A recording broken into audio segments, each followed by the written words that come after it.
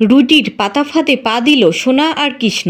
সম্পূর্ণটা জানতে ভিডিওটি স্কিপ না করে দেখতে থাকুন। অনুরাগের ছোঁয়া সিরিয়ালের আজকে পর্বে আপনারা দেখতে পাবেন সূর্য জয়কে বলে, ভাই তুই জানিস আমার স্ত্রীকে? তখন জয় বলে, হ্যাঁ জানি তো, দীপা সেনগুপ্ত। দীপা সেনগুপ্ত তোর স্ত্রী। তুই অফিসে যা, অফিসে গেলেই তোর ওনার সাথে দেখা হয়ে যাবে। তখন সূর্য বলে, হ্যাঁ অফিসে যেতে হবে, আমাকে অফিসে গেলেই ওনার সাথে আমার দেখা হয়ে যাবে। কিন্তু এই মেয়েটা আমাকে কিছুতেই অফিসে যেতে দেয় না। যখনই আমি বলি যাবো তখনই এই মেয়েটা আমাকে আটকে দেয়। আমার স্ত্রী এখন আমার কাছে নেই, এই জন্য সবাই আমার সাথে এরকম করছে। এই বলে সূর্য জোর করে বেরোতে যাবে আর তখন সোনা আটকে দেয় আর সূর্য পড়ে যায়। তখন সেখানে উর্মি জল নিয়ে আসে আর বলে, দাদাই আপনি একটু শান্ত হন, এ নিন এই জলটা আপনি খেয়ে নিন। তখন সূর্য খুব রেগে যায় আর বলে, এই কথায় কথায় তুমি আমাকে জল দিতে আসবে না তো, আমার কারোর দরকার নেই, কারোর আমাকে খেয়াল রাখার দরকার নেই। তখন রূপা মনে মনে বলতে থাকে, আবার কাকিয়া বাবার জন্য জল নিয়ে এসেছে। এই বলে রূপা উর্মির হাত থেকে গ্লাসটা ছুঁড়ে ফেলে দিয়ে ভেঙে দেয় আর বলে, কাকিয়া তুমি একদম বাবার কাছে আসবে না, তোমাকে আমি বারণ করেছি না, তুমি বাবাকে কোনো জিনিস দেবে না। তখন উর্মি রূপার হাতে জলের বোতল দেখতে পায় আর মনে মনে বলতে থাকে, ও তার মানে দাদাই এই জন্যই এত সুস্থ হয়ে উঠেছে। রূপা তো দাদাইয়ের জলটাই পাল্টে দিয়েছে, সেই জন্য দাদাইয়ের আর ওষুধটা পড়ছে না। তারপর উর্মি কুন্তলাকে মেসেজ করে সবটা জানায় আর বলে, এইভাবে চলতে থাকলে আমাদের হাত থেকে তো সব প্ল্যান বেরিয়ে যাবে। অন্যদিকে দীপা আর অবিনাশ সেনগুপ্ত বাড়ির সামনে আসে আর তখন অবিনাশ বলে, দীপা আপনি কিন্তু খুব সাবধানে থাকবেন, উর্মি হয়তো বোকা কিন্তু কুন্তলা নয়, কুন্তলা কিন্তু আরো ভয়ানক হয়ে উঠবে। তখন দীপা বলে, হ্যাঁ সে তো আমি জানি, কুন্তলা আরো ভয়ানক হয়ে উঠবে। তখন অবিনাশ বলে, আপনি খুব সাবধানে থাকবেন আর বাকিদেরকেও খুব সাবধানে রাখবেন আর আমিও অ্যালার্ট থাকবো। তখন দীপা বলে, ঠিক আছে অবিনাশ, আমি এখন ভিতরে যাই, আপনি সাবধানে যাবেন। এই বলে দীপা সেখান থেকে চলে যায়। অন্যদিকে কুন্তলা রুডিকেও বলে, এক্ষুনি উর্মি আমাকে ইনফর্ম করলো ওইদিকে সবকিছু হাতের বাইরে চলে যাচ্ছে, সূর্য আস্তে আস্তে সুস্থ হয়ে উঠেছে। এইভাবে চলতে থাকলে সবকিছু আমাদের হাতের বাইরে বেরিয়ে যাবে। আর ওই বাড়িতে যেই মেয়েটা রয়েছে, ওই যে কাজের যেই মেয়েটা এসেছে দীপালি, সে আসলে দীপা। তখন রুডি বলে, তোমার কাছে কি কোনো প্রমাণ আছে? তখন কুন্তলা বলে, তোমার মা বলছে এটাই যথেষ্ট নয় তোমার কাছে, আমি বলছি, আমার মন বলছে ওইটাই দীপা। আর আজকের কি হয়েছে জানো, ওই বোকা নেকা উর্মি সে পর্যন্ত আমাকে থ্রেট করছে, আমাকে থ্রেট করে কথা বলছে। সবকিছু হয়েছে ওই দীপার জন্য, দীপার জন্যই সবকিছু হয়েছে। আর এখন তো রূপা ওই বাড়িতে ঢুকে গেছে। রূপা যবে থেকে ওই বাড়িতে ঢুকেছে তবে থেকে আমার একটা প্ল্যানও সাকসেসফুল হচ্ছে না, সব প্ল্যান আমার ভেস্তে যাচ্ছে। তখন রুডি বলে, তুমি চিন্তা করো না মা, এবার আমি দীপার ডান হাত রূপাকে টার্গেট করব। তখন কুন্তলা বলে, না রুডি তুমি রূপাকে কিচ্ছু করবে না, রূপাকে টার্গেট করতে গিয়ে দেখেছো তো এর আগে কি হয়েছিল, এর আগে তুমি মরতে বসেছিলে। তখন রুডি বলে, ওটা একটা অ্যাক্সিডেন্ট মম, এবার কিচ্ছু হবে না, এবার আমি রূপাকে এমন ভাবে টার্গেট করব যে দীপা সূর্য সবাই তোমার হাতের কাছে এসে পড়বে আর তুমি ওদেরকে শেষ করার একটা প্ল্যানও ভেবে ফেলতে পারো। আর আমার ওই বউ আছে না বোকা নেকা সোনা, ওর খুব বুদ্ধির অভাব, ওকে বুদ্ধি দিতে হবে। এরপর আমার নেক্সট টার্গেট হবে সোনা। তখন কুন্তলা বলে, ওই দীপা আর রূপার এত বড় সাহস, ওরা আমাকে চ্যালেঞ্জ করে, এই কুন্তলা কুমারকে চ্যালেঞ্জ করে, ওরা নিজেরাও জানে না এবার ওদের সাথে কি হবে। তখন রুজি বলে, এরপর আমার প্রথম টার্গেট হবে সোনা। এবার দেখো না আমি কি সাজি, সবাই এত কিছু সাজছে আর আমি একটা দাদা সাজতে পারবো না, এবার আমি আমার বউয়ের দাদা সেজেই সেখানে যাব, তারপর তুমি আমাকে নিজেই থ্যাংক ইউ দেবে মা। অন্যদিকে দীপা সেনগুপ্ত বাড়িতে আসে আর দেখে সূর্য মাটিতে বসে আছে। তখন দীপা বলে, এ কি বাবু, তোর কি লেগেছে নাকি, তুই এখানে বসে আছিস কেন, ওঠ এখান থেকে।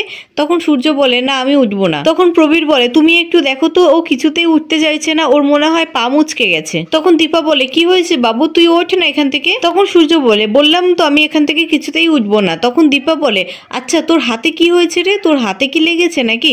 তখন সূর্য বলে, তুমি কি করে বুঝলে আমার হাতে লেগেছে? এরা তো সবাই বলছে আমার পায়ে লেগেছে, আমি এখান থেকে উঠবো না, উঠতে গেলে আমার হাতে আবার লাগবে। তখন দীপা বলে, ঠিক আছে তুই ওঠ, যদি তোর হাতে লাগে তাহলে তুই আমাকে শাস্তি দিয়ে দিস। দীপার এই কথা শুনে সূর্য উঠে পড়ে আর জয় বলে, থ্যাংক ইউ দিদি, আপনাকে অনেক ধন্যবাদ। তখন উর্মি মনে মনে বলতে থাকে, কি হলো ব্যাপারটা তো কিছুই বুঝতে পারছি না। অন্যদিকে রুডি বলে, পেরেছি মম, আমি পেরেছি, আমি সোনা আর দাদায়ের ফোন হ্যাক করতে পেরেছি। তখন কুন্তলা বলে, কি বললে, তুমি ফোন হ্যাক করতে পেরেছো? তার মানে তুমি ফোন হ্যাক করতে পারো, তাহলে তুমি দীপার ফোনটা কেন হ্যাক করতে পারছো না? তাহলেই তো সব সমস্যার সমাধান হয়ে যায়। তখন রুজি বলে, না ওনার ফোন আমি হ্যাক করতে পারবো না, কারণ ওনার সেটিংস গুলো এমন ভাবে করা আছে যে ওখানে ঢোকা যায় না, উনি খুব চালাক মহিলা, তাই জন্য সেটিংস গুলো এমন ভাবে করে রেখেছে যে ওখানে কিছুতেই ঢোকা যায় না, আর ওইটা ওনার বিজনেস অ্যাকাউন্ট, আর আমি তো ওনার লোকেশনও ট্র্যাক করতে পারছি না, উনি এখন কোথায় আছে সেটাও আমি কিছুতে জানতে পারছি না। তখন কুন্তলা বলে, কিন্তু তুমি সোনা আর কৃষ্ণর ফোন হ্যাক করে কি করবে? তখন রুজি বলে, ওইটাই তো মম, এবার দেখে যাও কি হয়, সোনা ডাকবে কৃষ্ণকে আর কৃষ্ণ ডাকবে সোনাকে,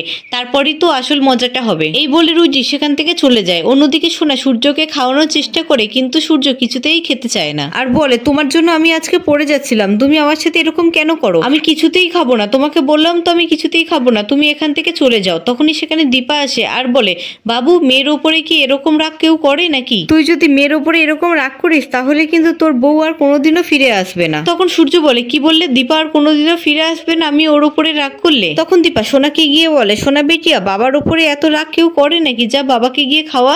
তখন সোনা বলে, তুমি আমাকে একদম বেটিয়া বলে ডাকবে না, আমাকে সোনা ম্যাডাম বলে ডাকবে বা শুধু সোনা বলে ডাকবে। তখন দীপাও বলে, সোনাজি ঠিক আছে, আমি তোমাকে সোনাজি বলে ডাকবো, কিন্তু আমি তো তোমার মায়ের মতন হই।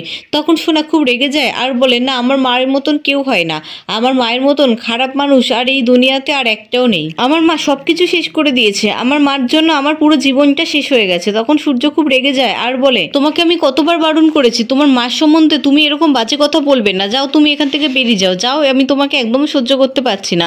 এই বলে সূর্য সোনাকে ঘর থেকে বার করে দেয়। তারপর দীপা সূর্যকে বলে, আপনি এরকম রাগ করছেন কেন? এরকম রাগ করলে কি হবে? এই নিন, এই খাবারটা খেয়ে নিন, না খেলে তো আপনার শরীর খারাপ করবে।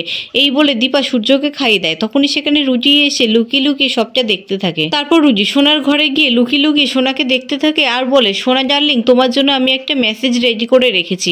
এই বলে সোনাকে মেসেজ পাঠায়। আরও বলে, দাদার নামে আমার ফোন থেকে তোমার কাছে একটা মেসেজ যাবে আর দাদার কাছে তোমার নাম করে আমার ফোন থেকে একটা মেসেজ যাবে। তারপর সোনা মেসেজটা পায় আর দেখে সেখানে কৃষ্ণ লিখেছে, তুমি আমার বোনের মতন হও, আমি রুজির দাদা। আমি জানি রুজি এখনো বেঁচে আছে, রুজির সম্বন্ধে আমি তোমাকে কিছু কথা বলতে চাই। তুমি বাড়ির পিছনে বাগানে এসে আমার সাথে দেখা করো, আর হ্যাঁ, এই কথাটা তুমি কাউকে জানাবে না। অন্যদিকে রুজি কৃষ্ণর ফোনেও একটা মেসেজ পাঠায় আর বলে, কৃষ্ণ, তোমার সাথে আমার অনেক কিছু কথা আছে, তুমি তো আমাকে বোন বলেছো, তাই বোন হিসাবেই আমি তোমাকে ডাকছি, তুমি এসো।